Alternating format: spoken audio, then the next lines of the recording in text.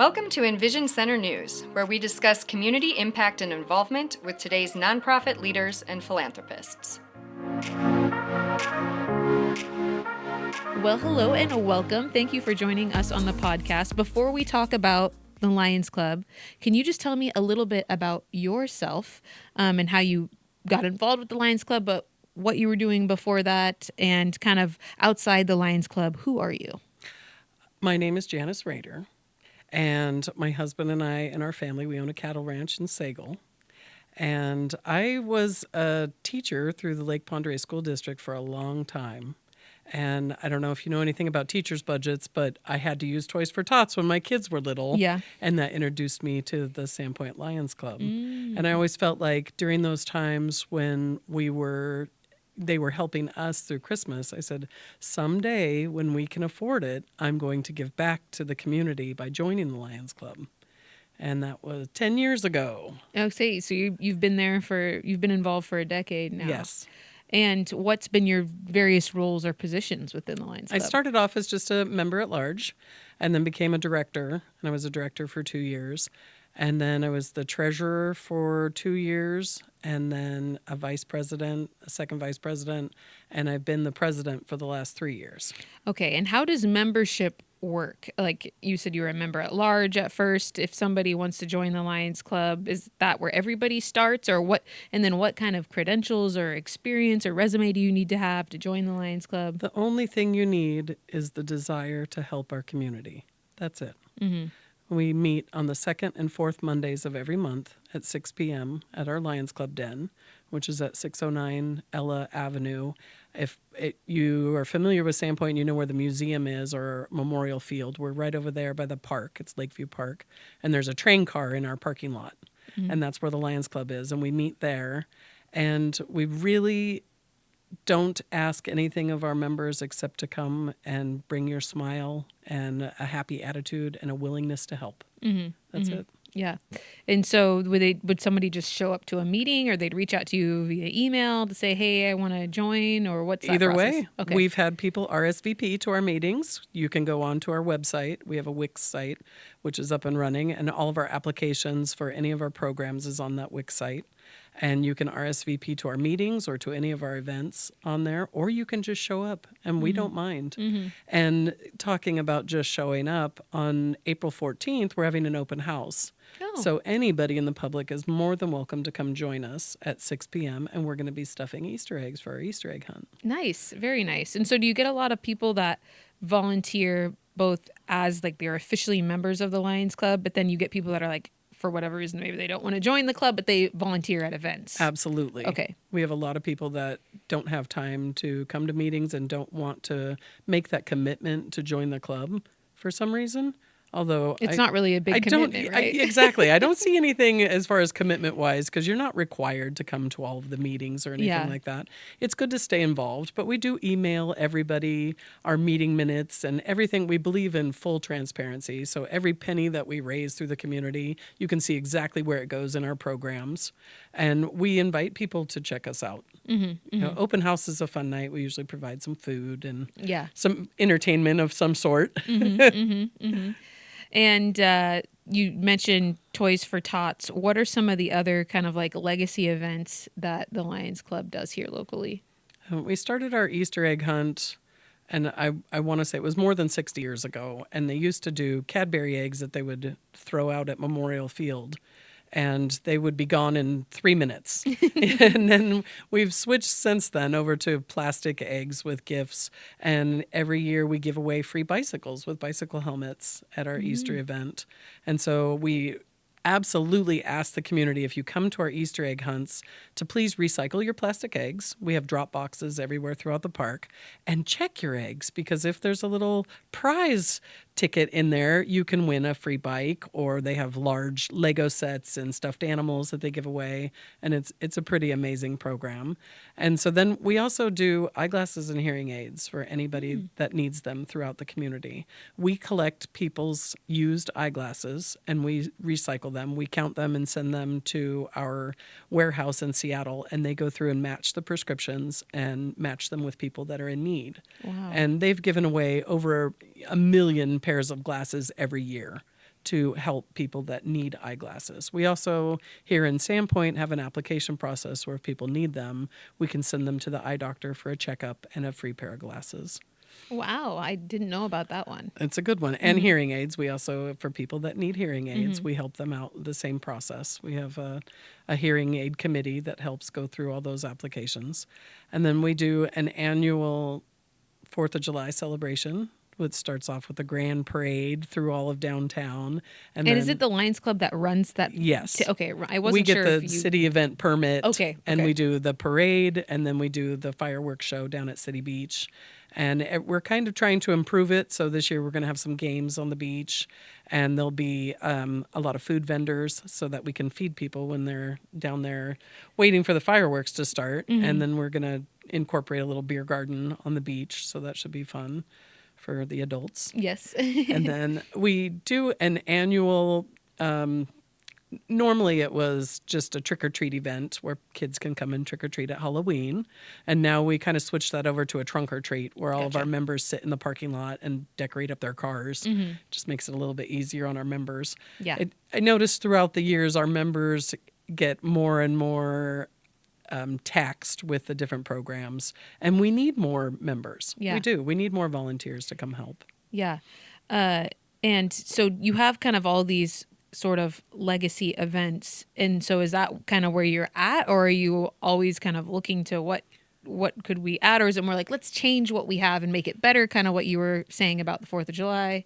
It's a really fine line to walk through, knowing that some of our programs, like the Toys for Tots program, for instance, it started off back in the 1950s with a handful of businessmen that started the Lions Club, and they took old toys that needed to be thrown in the garbage and basically refurbished them and made them new and passed them out to kids that needed them through the community. And since then, obviously, it's morphed into this gigantic program where we provide toys and diapers and help to our members of our community. But the historical prevalence there, it's like we don't want to stomp on that. But at the same time, we need to make room for future generations and for people to stay focused and involved in what we're doing. And so trying to manipulate both and keep the history alive, but make sure we make room for all of the up and coming, new. We've got more members that are under 20 now than we do are over 20. Really? And so we started a Leo club where kids from the ages of 12 to 17 can join. And that has been a huge input. So many kids from the high school come over and they say, we want to help volunteer. And we get them to join this Leo club. And it's like, we need to make room for them and make sure their ideas are heard. And if they want to implement their new ideas to these old programs, we have to find a way to do that. That's really cool. Really great that you have so many young folks. Actually, we kind of skipped over this a little bit, or I skipped over it, not you. I'm the one asking the questions here. Because to me, the Lions Club is something that was in my town. I'm not from Sandpoint originally, but it was in my hometown and the town next door to the town. I was very familiar with the Lions Club. I kind of thought everyone was. And then we learned that everyone is not familiar with the Lions Club. So you talked about how, your goal is to help the community. Do you have kind of a mission statement that's a little bit more pointed than that? Or is it just, hey, wherever we can help, whether it's families in need or scholarships, like you're not really put in any kind of box as the Lions Club, right? It's just Correct. We help the community wherever we see needs. We are a non-political, non-religious support group for volunteers that want to help out in the community. And our motto is we serve.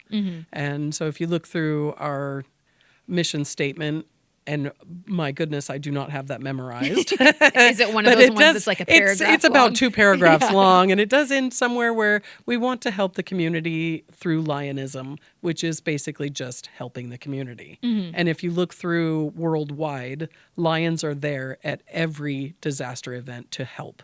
Lions are always the first ones in there on the ground to help support with fresh water, with whatever people need. And it's kind of amazing how much money they can raise here to send to the different communities that are disaster struck. And so it's amazing to follow their progress online with the Lions Club International of what they can do. Recently, we had the huge fires in Washington, and that was a couple years ago. Lions one of our Lions Club presidents lost their home in that fire. Wow. And they scrambled. They lost their elementary school. They lost everything in that fire in Washington. And the Lions Club International was so quick to send money to help these people. It was amazing to see the response time and how quick they were to make sure people had what they needed to survive. So it's basically kind of the international is where there's maybe big pots of money that can come in and help with these bigger issues like a disaster such as the fire, which by the way my grandmother-in-law lost her house in that fire as well. So I personally know she survived and she's okay, and now she has a new house and it's all fine. But I have a connection to that as well. But like the importance of having local groups too who can have their thumb on the pulse of what's going on in that community, because town to town, county to county, the needs might be different. We're really battling a lot of natural disasters over here, but over here it's really poverty that's our biggest problem, or whatever the case may be. And so the Lions Club has the flexibility to adapt and adjust to whatever is needed Correct. locally, and then call in the big dogs internationally if they need to, right? Exactly. Yeah. And if there was ever a huge disaster here, our Lions Club would be ready and poised. We're ready to get in there and help with it. And it's sad, but every year at Christmas time, we have families that lose their homes to chimney fires. It happens here in Bonner County every year. And we're always right there. Like, what do you need? What can we provide to help for these families? A lot of times if you've got your Christmas tree up and your presents for your kids under it and the whole thing goes up in flames and these poor parents are left with, how do we move forward? And it's like, well, come in here and do some shopping for free and let's help them. Yeah. And so these events that you run, like, which ones are like fun? Where do you get your funding locally? Like, what are your events that you raise funds at? And then you have events where you spend the funds, right, to serve the community. So exactly. Which is which? So we do a turkey bingo, which is our annual turkey bingo. This year we moved it to the high school, which was a huge success. We could actually house all the people that wanted to come play bingo. And that's one of our biggest fundraisers. Okay. And then at 4th of July, we have an annual raffle. And we sell raffle tickets starting at Lost in the 50s. We'll have a booth out at the car show. And we sell raffle tickets to help pay for the fireworks. Okay. And it also helps support the Toys for Tots program. And the rest of our programs. Okay, that's enough. Those yes. two, wow. And if it wasn't for donations from the community, we wouldn't be here. Right. It has to be. And I am a grant writer, so I spend a very large portion of my time writing grants, trying to get outside funds to help out. Yeah, and all of y'all are volunteers, right? Correct. Yeah. There are no paid positions through the Lions Club. You're staying up, burning the midnight oil, writing grants, and you're doing it just because you love. I love this your fellow town. Man. Yeah. I love this community. And when I was down and out, this community was there to help support me. And most of our members have the same story, something similar. Yeah. It's like, when we needed help, the Lions Club was there. And it's like, yeah. And if you want to pay it back, come join us. Yeah. We have a good time. And our poker night coming up is a good fundraiser, which is helping for 4th of July and operating expenses. And that's on April 26th. And then they're playing poker and they provide dinner at the Lions Club Den. That should be a pretty fun event. Yeah. That's a new one. That was a new one from a new member that joined and said, hey, how else can we do fundraising? We try to incorporate everybody's ideas. Yeah, that's great. And then if it takes off, it becomes a 50-year tradition. Exactly. Can we talk a little bit, and maybe I don't know how much you know about kind of like the history of, Lions Club, it being international. Where was the first Lions Club? Where did it start? Oh my goodness. The Lions Clubs started as, I know Helen Keller, she wanted a champion to help support the blind. And she put forth this opportunity for these people to come together and support the blind community. And so we're known as Knights of the Blind. Oh. And I know the Sandpoint Lions Club started in 1953. And there was a group of businessmen that were local here in the area that said, how can we serve this community? And they started and became a chartered Lions Club. And Lions Club International started, and I don't even remember the date, 1917, I believe. Okay. And so it's been around for quite a while. Yeah. And so, and that's their biggest thing worldwide, is that they're known as Knights of the Blind. Okay. And because the Lions Club does have a present, most of us know about the Lions Club or, grew up and interacted with them directly in various ways.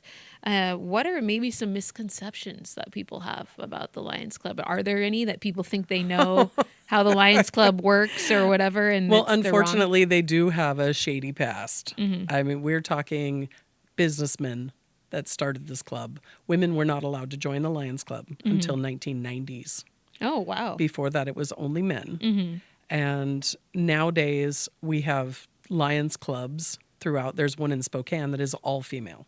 No. Like on purpose, they won't let men join, or it just happens to be? It just happens to be that way. These are the volunteers. Yeah. And we've had some older gentlemen that have said that was the best thing we ever did, was letting women into the Lions Club, because at one point in time, the gentlemen were going to age out, and then who's going to take over the club? Mm-hmm. And it's like, well, you need kind of ideas from both sides, I believe.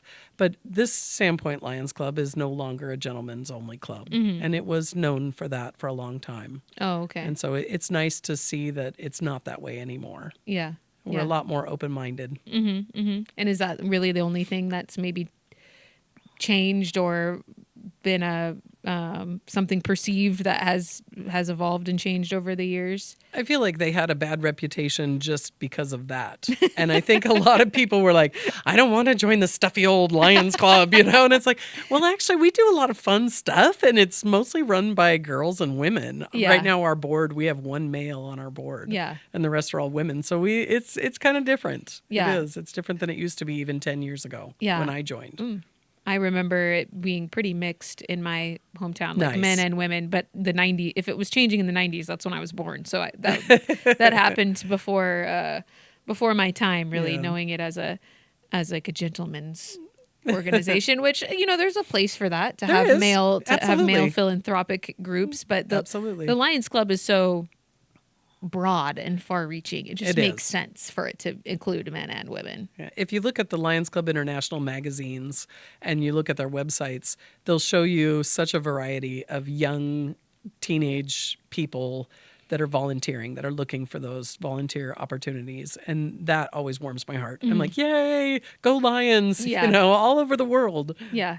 And it's in every country. It is. In the world. So are there cool opportunities to network with somebody in another country and be like, let's do some kind of joint We have thing? exchange programs where you can go to different countries and volunteer with the Lions in different countries. Whoa. They just our district governor just came back from Costa Rica, and she's from Selah, Washington, and their whole group went over to Costa Rica to volunteer with their Lions, and they had such a great time. The pictures were amazing of the hikes and checking out the country in Costa Rica, and then came back. And there's always opportunities to have those exchange programs for anybody to join them. Are you going to do an exchange program? No. You I'm don't want to stuck go to here a with the beach cows. somewhere? Oh, yeah, that's right. You kind of are tethered by your just animals. a little bit. Yeah. What's been your favorite memory of a time where the Lions Club stepped in and helped someone, a family? Do you have something that really when it's hard and you're like, I'm writing the 10th grant that I've had to write, but you remember the Smiths or whoever that you were able to come Every by? year, I always get to that point where I think, I've been doing this for 10 years now. Do I want to keep doing this? And then Toys for Tots comes around. Yeah. And every woman that comes in there and man that comes in there, every human that comes through the door and says, I need help this Christmas. And I think, thank you for coming to us and entrusting us with that. And it gives you such an uplifting feeling knowing it's like we can help and we're here to help. And every family has such a story that you get to know these people over the years. And you start getting excited. It's like, okay, it's almost Toys for Tots season. And then you realize that's where you get your energy, actually helping these people and knowing that you're making a difference in their lives. And when you see their kids and you see the families and the generations coming through, it is definitely uplifting and energizing. Yeah. For sure. Yeah, that's really, really beautiful. So what are your biggest needs? I mean, a lot of nonprofits have the same needs, right? We need money. We need money, volunteers. We need volunteers. Yeah, I'm. That sounds like a broken record because I think that's all that anybody says anymore. To me, I feel like we kind of float along and hold our own throughout the years. Some years are leaner than others. That goes without say. We definitely need more volunteers and people to bring good energy and have fresh ideas. We always need that. And the best part is we're willing to listen. Yeah. And if you have one of those ideas, bring it on. We're there to help Yeah. spur it and make Yeah. it happen. Yeah. Awesome. Well, you heard it here, folks. They need volunteers. And actually, I imagine that there's a lot of people that maybe it just seems like a smart move to double dip. Like you might already be involved with a nonprofit, but also be a member of the Lions Club, Heck yeah. because then you can work together and join forces as nonprofits. And because y'all are so broad in your mission, you can really plug in Oh, we anywhere. love networking. Yeah. And I love the Kiwanis group. I love the Rotary. I love any other nonprofit in town. Step up. I mean, I'll come to your meetings. Yeah. Come to mine. We love that. Interchanging ideas, that's where it's at. Yeah. And that's how you know you're serving a broader base as well. Because if you stay narrow-minded and focused on one little program, you're missing the big picture. Yeah, absolutely. And at the EnVision Center, we are all about it. I All about love the the networking. EnVision Center. Yeah. So one thing that we can definitely ask for help with, we have a raffle coming up, which is our 4th of July raffle, and it helps with most of our operating expenses, and it helps cover the budget for 4th of July. This year, we're raffling off a $5,000 shopping spree to Bonner County, any store in Bonner County. And so if you want to go buy a side of beef from Woods, you want to go get some new tires on your car, if you win this raffle, you can go anywhere you want. And we've done this before in the past, about 4 years ago, and the lady that won it, she cracked me up. She could not wait to get into North 40 and spend that $5,000. North 40 was what I was thinking. She hit North 40 and she walked out of there broke. She was like, yep, here's my $5,000, just take it. Yeah. And so you'll see us floating around selling raffle tickets, and you can buy them online because we have an online format as well. And the tickets are $5 each, or a book of 5 of them for $20. And we draw on 4th of July down at Sandpoint City Beach. Awesome. So we announce the winner right there on the beach. And are they usually, in the past, have they been there? We've had people that were That are there just when like, they win. "Yay!" Yes. Oh, I So would it's love pretty to see awesome. that. I would love to see that. Well, thank you so much for the work you do. Lions Club is, I feel in a lot of ways, like the backbone of nonprofit work in any given town. And y'all do so much. And so we're just very grateful, looking forward to the upcoming events. And again, just thanks for all the work that you do. And thank you for all the work you do, bringing all of our nonprofits together and pointing the spotlight at them. We appreciate it. That's what we're here The for. EnVision Center is amazing. Thanks. Thank you. Thanks for listening to today's episode. For more information, you can go to crecIdaho.com. Please like, share, and subscribe. We'll see you again soon.